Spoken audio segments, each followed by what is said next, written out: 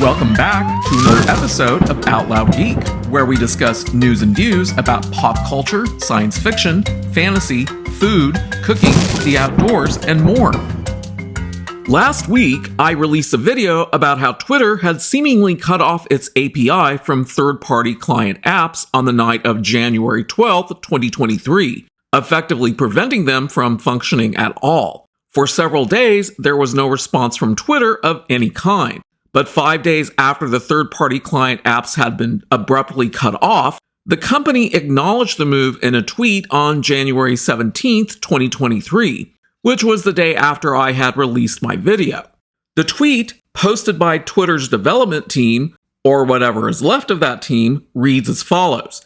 Twitter is enforcing its long-standing API rules. That may result in some apps not working.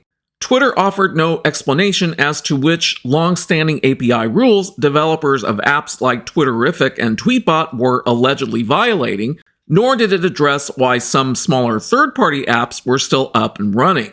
Naturally, it doesn't help that Twitter no longer has a communications team thanks to the massive layoffs that owner Elon Musk initiated on November 4th, 2022.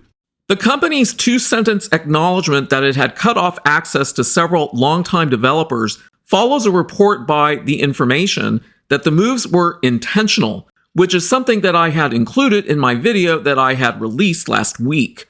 Some have speculated, including myself, that Twitter made the decision because third-party clients don't show ads and may be perceived as siphoning off already declining ad revenue from the company. Presumably, under Elon Musk, Twitter likely has less enthusiasm for supporting its developers. As Twitterrific's team pointed out, many of the company's employees overseeing the developer platform were cut by Musk's mass layoffs last year. Twitterrific creator Craig Hockenberry said, "We have been respectful of their API rules as published for the past 16 years. We have no knowledge that these rules have changed recently or what those changes might be."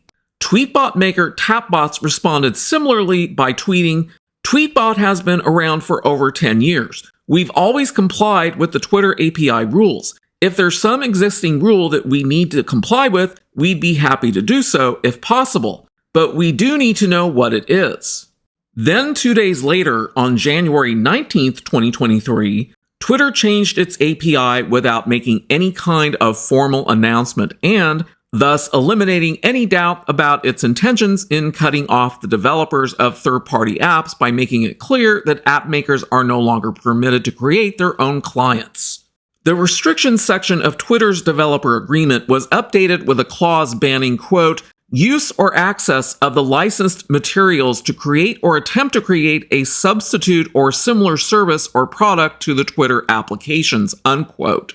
That addition is the only substantive change to the 5,000-word agreement and confirms what the makers of many popular Twitter clients had suspected, that third-party Twitter services are no longer permitted under Elon Musk's leadership. The change to the developers agreement, though, came 2 days after Twitter's development team had tweeted that it was, quote, enforcing long-standing API rules, unquote. So it's quite clear from what the third-party client developer said and Twitter's own developers agreement said on January 17th that the third-party client developers were indeed in compliance with the developers agreement, meaning that Twitter's development team lied on January 17th. Then changed the developers agreement 2 days later to match. Mateo Villa, the developer of the Phoenix Twitter client app, said, quote, it's not totally unexpected, but the lack of communication is a bit insulting, unquote. As of the 19th, the Phoenix Twitter client app had been pulled from Google's Play Store, but it was still functioning at the time on iOS, with Villa saying, quote, I'm left with an app working fine on iOS that people are still buying, but I'm wondering if I should pull it too, unquote. But as of the time of recording this video, the Phoenix client app has since been pulled from the iOS App Store. Twitterrific was discontinued on January 19th, with the Icon Factory website writing the following. Twitterrific has been discontinued, a sentence that none of us wanted to write, but have long felt would need to be written someday. We didn't expect to be writing it so soon, though, and certainly not without having had time to notify you that it was coming.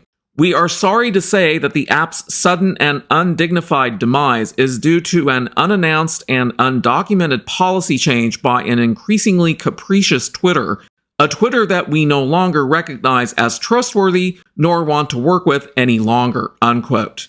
Tweetbot was discontinued on January 20th as its company Tapbots pivots towards Mastodon. The banning of the third-party client apps from being able to access Twitter makes them and their users the newest casualties of Elon Musk's ongoing changes to the social media platform and to the company. Thanks for watching today, and a huge thanks to everyone who has subscribed to our channel. We appreciate your support. If you enjoyed this video, please press the like button, and please feel free to share a comment. If you'd like to see more of our videos in the future and help support this channel, please press the red subscribe button, and please press the bell to receive notifications for new content. You can also find us on Facebook and Twitter by clicking on the links in the description. Until next time, this is Out Loud Geek.